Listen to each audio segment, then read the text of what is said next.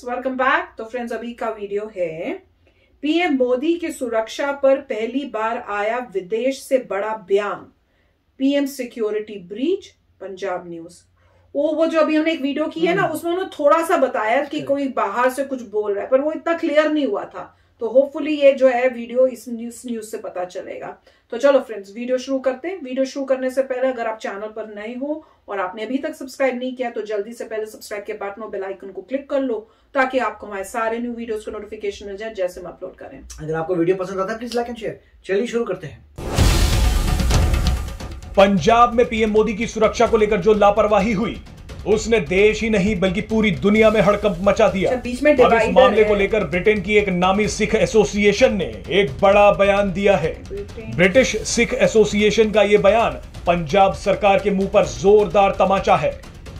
दरअसल British Sikh association के chairman Lord rummy ranger ने एक प्रेस रिलीज जारी किया। उन्होंने कहा कि पीएम मोदी की यह यात्रा पंजाब के विकास के लिए एक बहुत बड़ा अवसर था। पंजाब को विकास के लिए उनकी जरूरत है, लेकिन कुछ अराजक तत्वों की वजह से पंजाब की उनकी यात्रा रोकनी पड़ गई। इतना ही नहीं, लॉर्ड रमी रेंजर ने यहां तक कह दिया कि सिख गुरुओं की शिक्षा के प्रसार और पंजाब के विकास के लिए पीएम मोदी ने जितना किया है उतना आज तक किसी प्रधानमंत्री ने नहीं किया। उन्होंने कहा कि पंजाब के किसानों का इससे ज्यादा सम्मान और क्या हो सकता है कि पीएम मोदी ने गुरु नानक देव जी की जयंती के मौके पर कृषि कानूनों को वापस लेने की घोषणा की थी। पूरे देश को ये बताने आया हूं कि हमने 3 कृषि कानूनों को वापस लेने का, रिपील करने का निर्णय लिया है। वापस लेने का, रिपील करने का निर्णय लिया है। यहाँ गौर करने वाली बात यह है कि एक तरफ जहां British Sikh association PM Modi की सुरक्षा में चूक की कड़ी निंदा कर रहा है, तो वहीं सिख फॉर जस्टिस नाम के खालिस्तानी आतंकी ग्रुप को चलाने वाले गुरपतवंत पन्नू ने पीएम मोदी को खुले तौर पर धमकी दी है। ऐसा पहली बार नहीं है कि गुरपतवंत पन्नू ने भड़काऊ वीडियो जारी की हो। इससे पहले भी वो भारत में सिखों को भड़काने के लिए वीडियो जारी करता आया है। माना जाता है कि खालिस्तानी आतंकी अपनी दुकानों को ब्रिटेन, कनाडा और अमेरिका से चलाते हैं।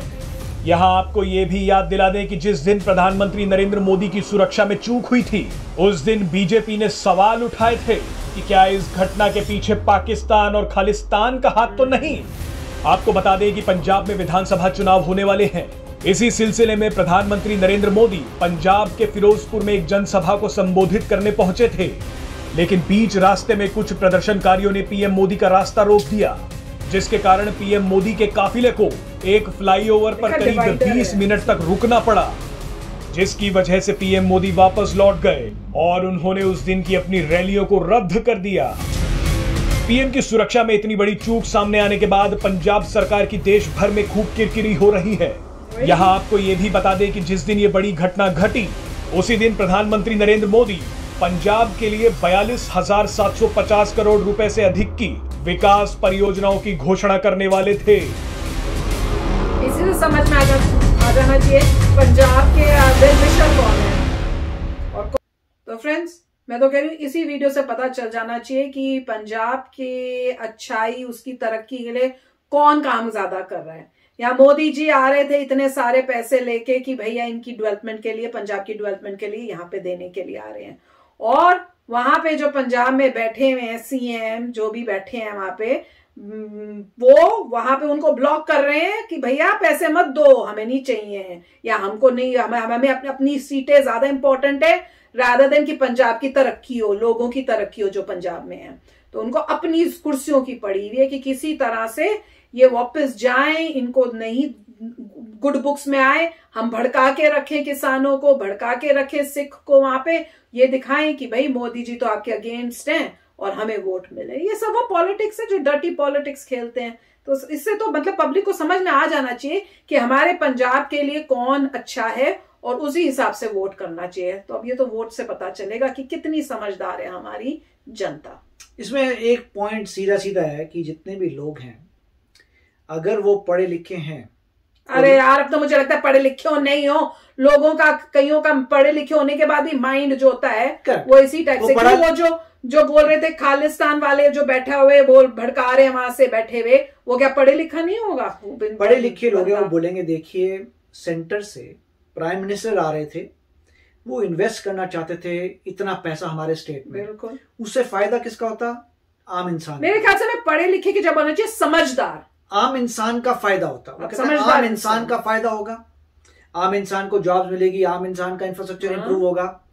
तो वो लोगों को सोचना चाहिए कि देखो भाई, तुम्हारी वजह से जो तुम थोड़े से लोग हो जो ऑलरेडी अमीर हो, तुम लोगों ने साधारण इंसान का लॉस करा दिया। बिल्कुल, मतलब जो भी हाई पावर पे हैं लोग, वो ऑलरेडी बहुत अमीर हैं, उनको तो फर्क नहीं पड़ता, मगर पूरी जनता जिनका फायदा होना था उनको फर्क पड़ेगा। कि उन अमीरों को तो फर्क नहीं पड़ा, वो तो वैसे ही ऐश कर रहे हैं। तुमने एक इन्वेस्टमेंट आनी थी उसको ठुकरा दिया, लॉस हो गया लोगों का। और तुम जो काम करते हो लोगों के लिए, लोग तुम्हें इलेक्ट करते हैं, मतलब लोग जो है इलेक्ट कर रहे हैं, इलेक्ट किया तुम्हें ने लोगों का लॉस किया। तो लोगों को बोलना चाहिए बाय बाय, हम दूसरे लोगों को लेके आएंगे जो हमारा भला करें। बिल्कुल। अब क्या ये लोग सोचेंगे? That is the point. वही तो है, क्या लोग जो है इस लेवल पे हैं कि वो लॉजिकली सोच पाए कि यार मेरा लॉस हो गया, मैं तो साधारण इंसान हूं, मेरा लॉस हो गया, इन लोगों को तो ऑलरेडी अमीर लोग हैं, इनका क्या लॉस होना है, अपनी पॉलिटिक्स खेल रहे हैं, लॉस हो रहा है मेरा, इनको जो भी करना था पैसा तो ले लेते भाई, हमारा फायदा तो हो जाता। और दूसरा तो यही मेरे ख्याल से लोग अगर ये समझ पाएंगे तो मेरे ख्याल से इरादा यही था कि ना पहुंचे, पैसा ना पहुंचे, ये दिखा दें कि भैया लोग बड़े अगेंस्ट हैं जी, पंजाब में मोदी के अगेंस्ट बहुत है, उस टाइप की न्यूज क्रिएट करने की कोशिश। दूसरा जो है, जैसे ही कह रहे हैं मिस्टर पन्नू वगैरह ने प्रॉब्लम्स क्रिएट किए हैं, तो वो बाहर बैठे, उनके अगेंस्ट एक्शन क्यों नहीं लिया जा रहा? अगर गवर्नमेंट को लगता है कोई कहीं पर भी हो, इंडिया एक बहुत बड़ी पावरफुल कंट्री है, इंडिया अपनी पावरफुल कंट्री है, इंडिया चाहे तो वो कहीं पर भी किसी को भी कुछ भी कर सकती है, इंडिया बहुत पावरफुल है। तो इतनी पावरफुल कंट्री इंडिया, अगर आपके पास पूरे सबूत हैं, आपको दिख रहा है कि वो खुद बोल रहे हैं, ऐसे वीडियोस बनाते जो भी मिस्टर पन्नू वगैरह जो भी हैं जो ये कर रहे हैं, और वाकई इंडिया को अगर लगता है कि हाँ तुम ही हो, तो इंडिया बहुत कुछ एक्शन ले सकता है। मुझे समझ, इतना पावरफुल इंडिया है, वो तो अब लेंगे शायद। जितना ट्रेड करता है इंडिया, जिन एग्जांपल दिया था उन्होंने, यूके, यूएस, कनाडा, इनसे इतना जबरदस्त ट्रेड होता है कि जरा सा अगर स्ट्रैटेजी में, सबको पता है, थिंक टैंक थोड़ा सा भी बोले देखो भैया हमें ये प्रॉब्लम्स हैं, तो एक झटके में सब कुछ हो सकता है। और लोगों को सोचना चाहिए कि आप एक बुरा कार्य कर रहे हैं, ऊपर से पब्लिसाइज कर रहे हैं बुरे कार्य, ऊपर से अब आपने इतने मतलब सोच के कि आपने रिस्पॉन्सिबिलिटी भी ले ली, आप कॉल कर रहे हैं, रिस्पॉन्सिबिलिटी ले रहे हैं, तो मतलब बहुत कुछ ज्यादा कुछ कर रहे हैं। और होपफुली ये हो कि किसी दूसरी कंट्री का इसमें हाथ ना हो, बस ये दूसरी कंट्री का हाथ ना हो, क्योंकि अल्टीमेटली ये सब करने के लिए लोगों के पास पैसा कहाँ से आ रहा है? देखिए फंडिंग की बात है कि जो भी ऐसा कर रहा है उसके पास पैसा कहाँ से आया।